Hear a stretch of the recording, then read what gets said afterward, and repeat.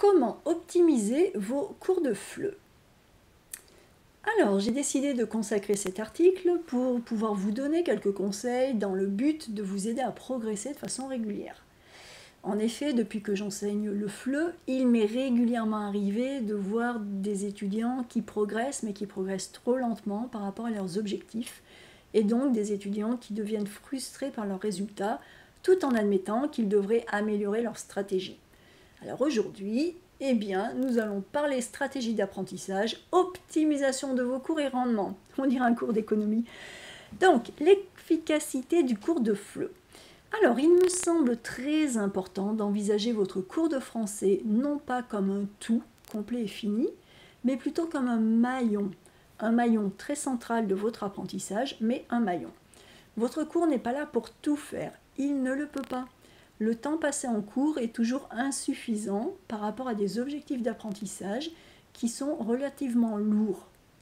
Apprendre une langue étrangère, progresser régulièrement, cela demande bien plus d'efforts et d'implication que de suivre quelques heures de cours. Il faut vous engager de façon déterminée et volontaire dans votre apprentissage et utiliser votre cours de FLE de façon intentionnelle afin de maximiser votre progression. J'insiste là-dessus parce qu'il arrive que les étudiants se disent qu'ils ont leurs heures de cours et puis ça suffit. Ou alors, souvent, on est en cours, on se dit qu'on va travailler et puis en dehors du cours, on a notre vie, on a nos obligations et on n'a pas forcément beaucoup de temps à consacrer à travailler.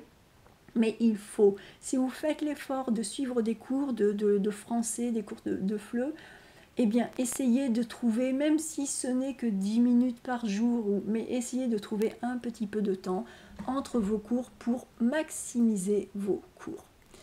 Alors, la première chose à faire, c'est d'optimiser le temps de cours de français. Essayez d'être parfaitement clair sur ce que vous pouvez faire seul et ce qu'il est préférable de faire avec votre professeur.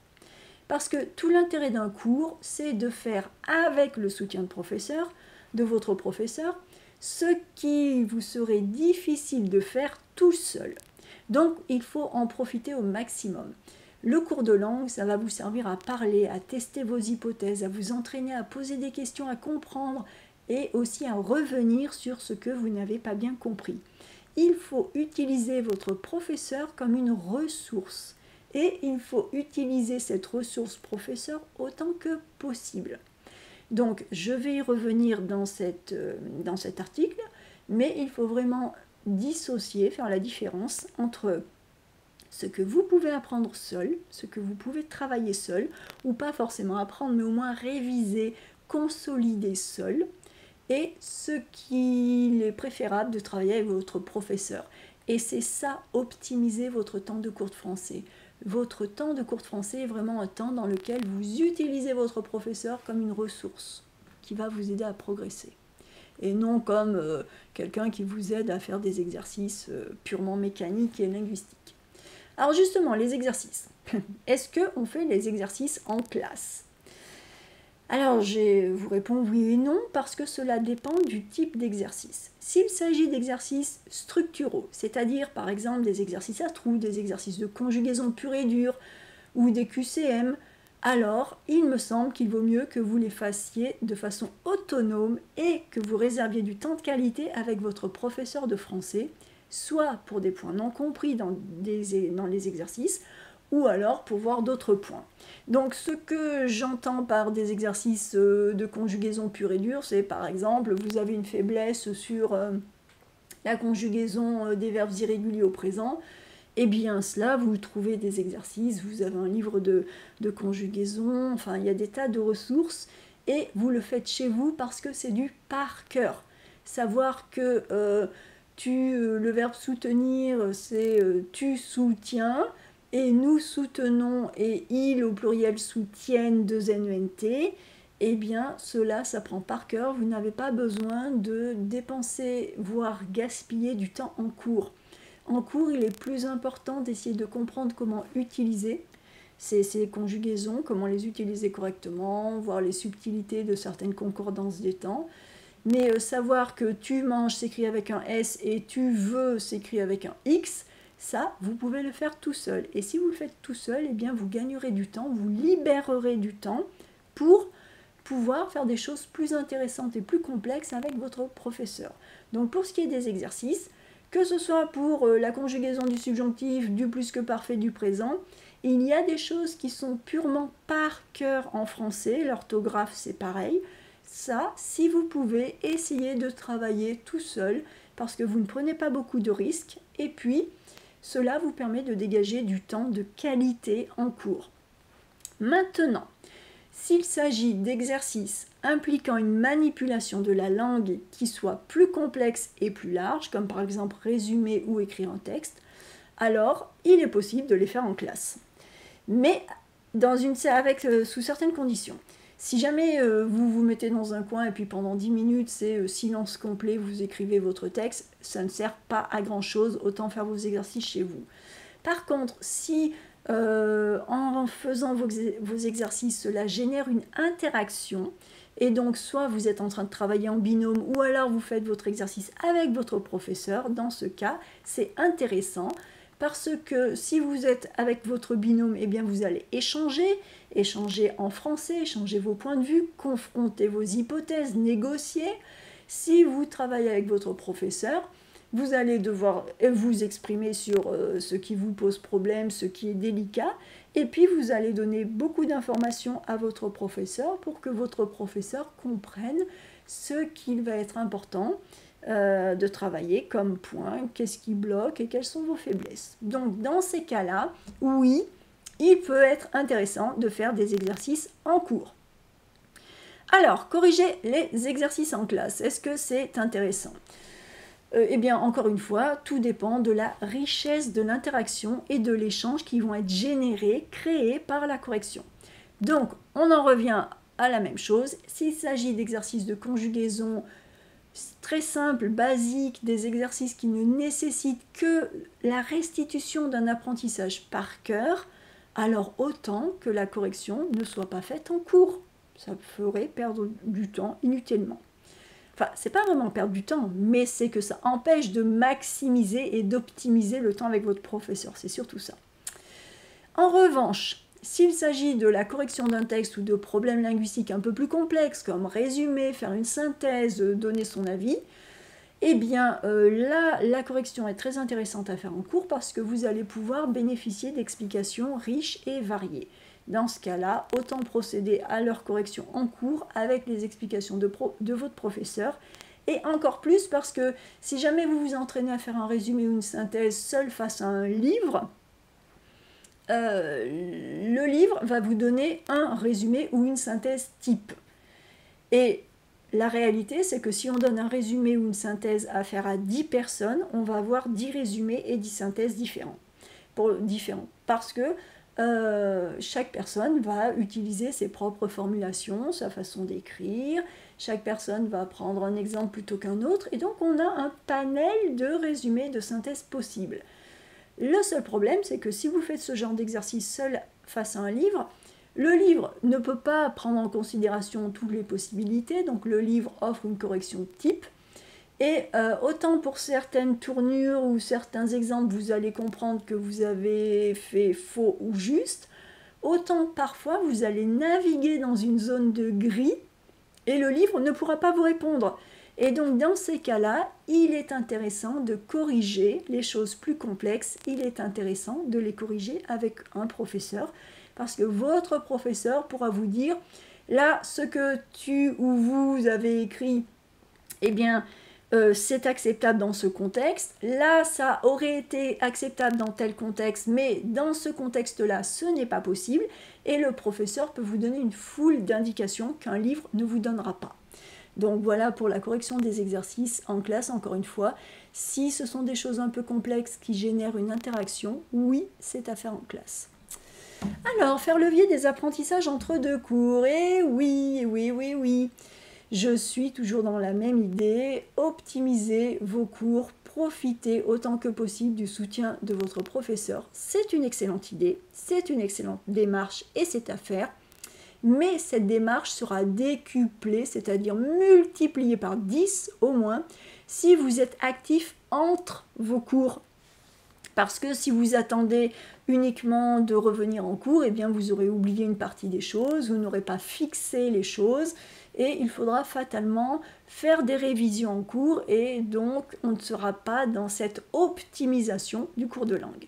Donc vous, si vous pouvez, essayer de, entre deux cours, réviser, de travailler de façon à aller plus vite et à pouvoir avancer au prochain cours. Alors comment faire levier des apprentissages entre deux cours? Eh bien, de façon assez simple, en révisant, en relisant vos notes, en les synthétisant, en mettant vos notes de cours au propre. C'est un très bon exercice parce que souvent en cours on note, on a l'impression que c'est bien. Et puis quand on est tout seul et qu'on relit nos notes, on se dit qu'est-ce que c'est pas très bien organisé, je vais reprendre. Et donc, si vous mettez vos notes au propre, si vous les organisez, eh bien vous allez retravailler, vous allez les mettre en forme d'une façon qui vous convient bien.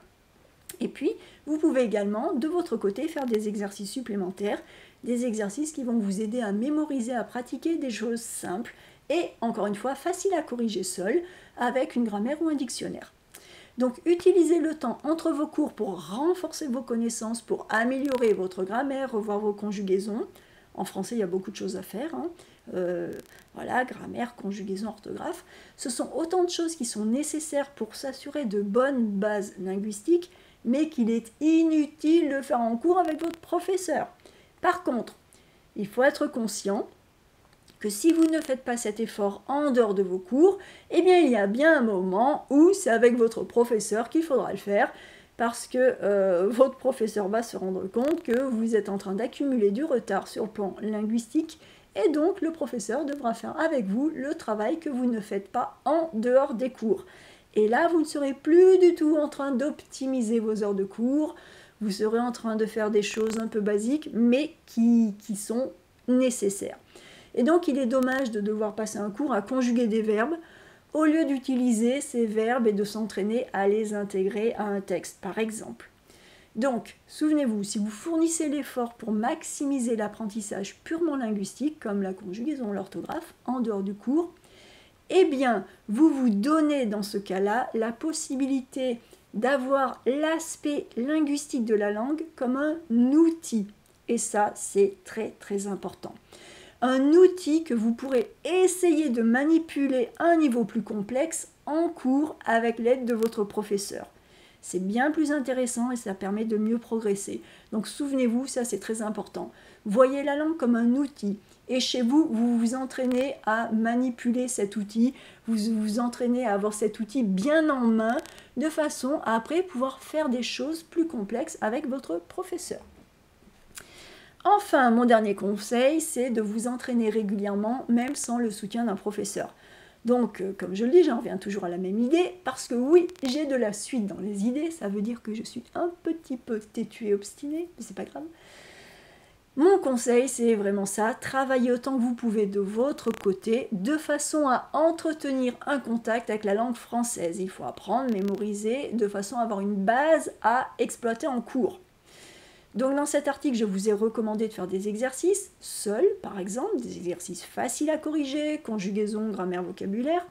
Mais dans cette section, à présent, je voudrais pousser mes suggestions un petit peu plus loin pour ceux qui se sentent en confiance. Et donc je voudrais vous inviter à sauter le pas. Sauter le pas, vous lancer, à aller nager dans le grand bain. Vous savez, le grand bain dans la piscine, c'est là où on n'a pas toujours pied. Donc ce que je veux vous dire ici, c'est que même sans le soutien de votre professeur, vous pouvez pratiquer la langue française à un niveau un petit peu plus élevé. Par exemple, écouter la radio en français, voir un film en français. Alors vous choisissez avec sous-titres ou sans sous-titres. Vous pouvez lire en français. Essayez de vous lancer dans un roman, un livre, des extraits, des articles de journaux, des magazines. Lisez ce que vous voulez. Alors, bien sûr, ce qui va se passer quand une démarche comme celle-ci, c'est que vous ne comprendrez pas tout. Mais si vous avez suffisamment confiance en vous, vous pourrez vous livrer à cet exercice en ayant conscience de vos limites et également en étant fier de ce que vous accomplirez. Vous deviendrez plus autonome, vous vous donnerez l'opportunité d'apprendre de nouveaux mots, vous vous familiariserez avec la prononciation, avec le rythme, l'intonation, la phonétique française. Vous verrez les choses en contexte et vous progresserez énormément parce qu'une langue s'apprend de façon délibérée, mais elle s'apprend également par contact, simplement en l'entendant ou en la lisant, sans chercher à tout comprendre, à tout maîtriser, simplement en s'imprégnant de la langue. Et ça, c'est extrêmement important. Mais là où je dis que ça demande une certaine confiance, c'est qu'il faut accepter que vous n'allez pas tout maîtriser, pas tout comprendre, pas tout connaître. Et donc, il faut accepter de lâcher prise. Il faut accepter de ne pas tout savoir et ce n'est pas grave. Laissez la radio, écoutez juste la musique de la langue et vous verrez au début, vous ne comprendrez strictement rien. Et puis, petit à petit, vous allez comprendre un mot, vous allez attraper un mot, 2 mots, 3 mots. Et c'est la même chose quand vous lisez ou quand vous regardez un film. Il faut s'exposer à la langue pour pouvoir se donner la chance, l'opportunité de progresser. Donc au début, quand on fait, eh bien ça nous dépasse un peu. Et c'est là qu'il faut garder confiance en vous. C'est là qu'il faut lâcher prise en vous disant « je ne comprends pas tout, mais ce n'est pas grave, c'est un processus normal ». Et plus ça va, plus je vais apprendre, plus je vais comprendre. Chaque petit pas est une victoire. Et il est important d'en avoir conscience. D'accord? Donc, si vous vous sentez prêt à faire ce genre d'activité, je vous y encourage très vivement.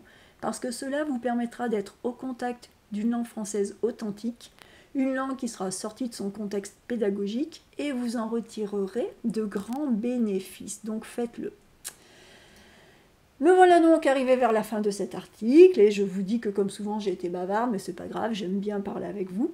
Et en plus, je tenais vraiment à vous donner ces quelques conseils, à vous encourager, à vous dire que vous n'avez strictement rien à perdre, à essayer de faire un exercice ou lire un texte en autonomie.